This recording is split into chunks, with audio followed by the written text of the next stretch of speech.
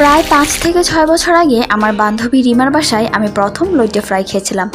তবে সেই লইট্টে ফ্রাইয়ের স্বাদ আমার মুখে যেন আজও লেগে আছে। আর আমি যেভাবে লইট্টে ফ্রাই করে থাকি সেটাই আপনাদের সাথে শেয়ার করব আজ। এর জন্য প্রথমেই লইট্টে মাছগুলো কেটে নিয়ে আমি খুব ভালোভাবে পরিষ্কার করে নিয়েছি। তো মাছগুলো ভালোভাবে পরিষ্কার করে নেওয়ার পর আমি এর মধ্যে আদা রসুন বাটা দিয়েছি 1 টেবিল চামচ, 2 থেকে 3টা কাঁচামরিচের পেস্ট দিয়েছি, 1/2 টেবিল চামচ লাল মরিচ গুঁড়া দিয়েছি, 1/2 টেবিল চামচ জিরা ধনিয়া গুঁড়া দিয়েছি, সামান্য পরিমাণ হলুদ গুঁড়া দিয়েছি এবং স্বাদ মতো লবণ দিয়েছি। তারপর এর সাথে ব্যবহার করেছি 1 কাপ পরিমাণ চালের গুঁড়া।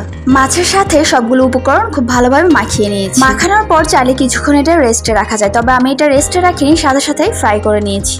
তেলটা মিডিয়াম গরম হলেই আমি এর মধ্যে মাছগুলো দিয়ে দিয়েছি।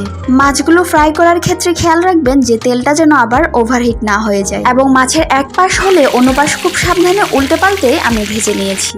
তো আমার বানানো লইট্টে ফ্রাই খাওয়ার জন্য একদমই রেডি। এই লইট্টে ফ্রাইটা করতে খুব একটা বেশি ঝামেলা নেই, আবার সময়ও খুবই কম লাগে। আর বাসায় যদি একবার এভাবে ট্রাই করেন তাহলে নিশ্চয়ই বুঝতে পারবেন যে এটা খেতে কতটা মজা। সো ভিডিও আজ এ পর্যন্ত, সব ভালো থাকবেন, আল্লাহ হাফেজ।